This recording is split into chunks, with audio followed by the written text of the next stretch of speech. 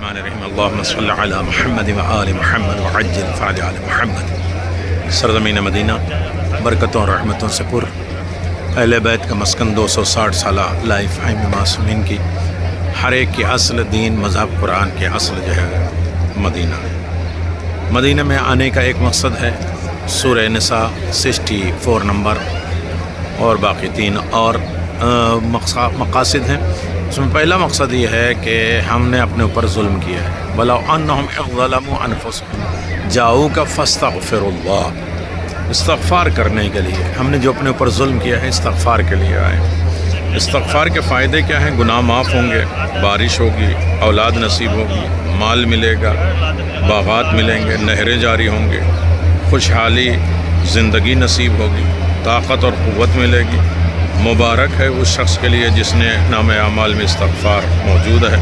جو پابندی سے استغفار کرے گا، اللہ اسے ہر ہم اور غم تکلیفوں سے نجات دے گا، ہر تنگی سے نکلنے کا راستہ دے گا، اور اسے ایسی جگہ سے رزق دے گا جہاں سے اس نے وہم و گمان نہیں کیا۔ یہ سب قرآن مجید کی آیتیں ہیں۔ لہٰذا استغفار اصل میں بہت دولت ہے۔ استغفار بڑے لوگوں کی علامت ہے، نیکوکار لوگوں کی علامت ہے، اور استغفار اصل میں بہترین دولت ہے۔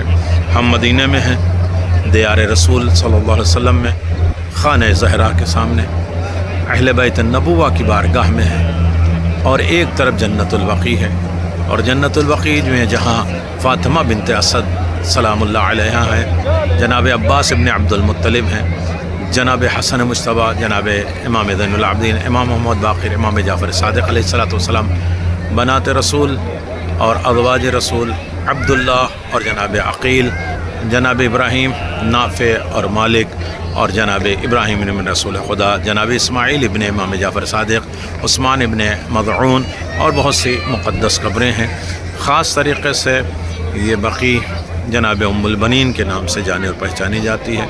جناب ام البنین سلام اللہ علیہ کے قبر کے ساتھ جناب عاتقہ اور جناب صفیہ رسول خدا کی پھوپھیاں، اور خاص طریقے سے ہم اس مدینے میں آئے ہیں تو اپنے ہم اور غم، اپنے عسر، اپنی پریشانی، اپنی تکلیفوں کو دور کرنے کے لیے روایت ہے امام صادق علیہ السلام کی کہ 2 رکعت نماز پڑھے، الحمد کے بعد سورہ قل هو اللہ اور انا فتحنا لک فتحا مبینا وینصر اللہ نصرا عزیزا تک، تقریباً 3 آیتیں بنتی ہیں۔ یہ پہلی رکعت میں ہے۔ دوسری رکعت میں الحمد کے بعد 1 مرتبہ سورہ قل هو اللہ اور 1 مرتبہ علم نشرح لک صدرک، یہ پڑھے اور اپنی مشکلات کو دور کرے۔ اور خاص طریقے سے رزق کے لیے جو ہر طریقے کی پریشانی ہے، 42 طریقے کا رزق ہے، رزق اطاعت، رزق صحت، رزق برکت، اور گناہوں سے بچنے کا رزق، یہ ساری رزق ہے، عزت، شہرت، سکون۔ 2 رکعت نماز پڑھے، الحمد کے بعد 1 مرتبہ الحمد اور 3 مرتبہ سورہ کوثر، انا اعطیناک الکوثر۔ دوسری رکعت میں الحمد کے بعد 3 مرتبہ قل اعوذ برب الناس، قل اعوذ برب الفلق۔ نماز ختم ہونے کے بعد 100 مرتبہ صلوات پڑھیں، اور اسے خاندان زہرا کے اوپر ہدیہ کریں، اور اپنی حاجتیں مانگ لیں۔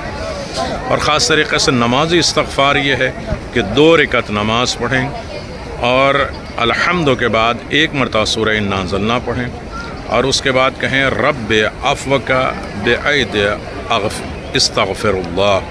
یہ دونوں رکعت میں الحمد کے بعد انا انزلنا، اور اس کے بعد یا رب عفوک بعید استغفر اللہ، یقیناً بہت مجرب ہے۔ اور مدینے میں خاص طریقے سے سورہ والضحیٰ ضرور پڑھیں، سورہ انا اعطیناک پڑھیں، والضحیٰ پڑھ کے یہ کہیں کہ میرے رسول، ہم یتیم امت ہیں، ہمیں جھڑکیے گا نہیں، ہم سائل ہیں، ہمیں بھگائیے گا نہیں۔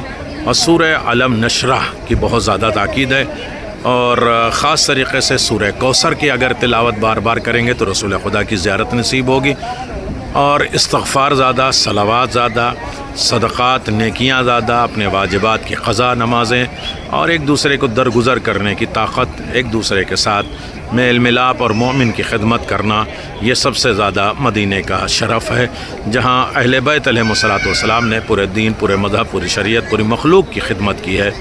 اللہم عجل ولیک فرج، امام زمان عجل اللہ تعالیٰ فرجہ الشریف کے ظہور کے لیے دعا کرنا، یہ سب سے بڑا باعث شرف ہے۔